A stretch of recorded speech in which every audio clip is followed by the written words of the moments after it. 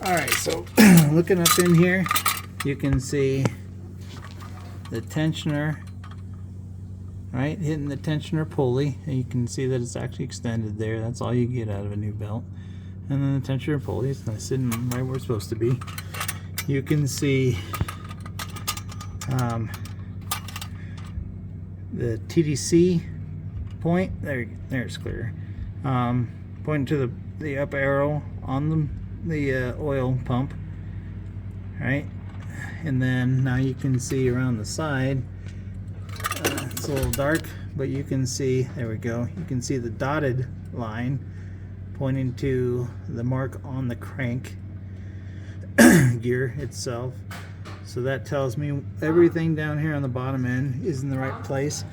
That mark on the crank pulley, or the crank gear, was actually at TDC already, and we can verify that just by coming up to the top. Well, we can't verify it now, but we can verify it by when I took the old belt off. But then you can come up to the top and you can see old, or the current lines. That's the back crank camshaft pulley. You can see the pulley line, or the pulley mark, the belt mark, and you can see the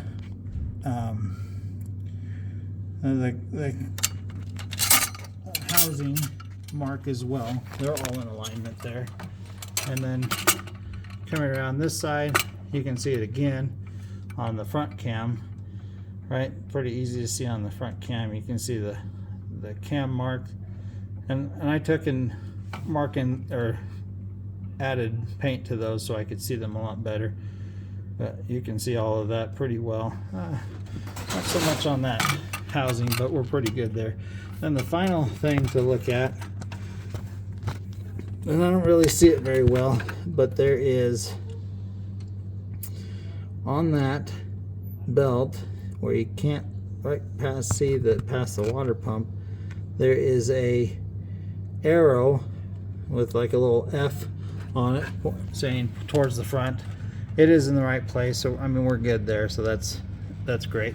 Otherwise we'd be in a lot of trouble because it would be off on the crank. Could be on the cams and still be off on the crank, but we're not. We're good.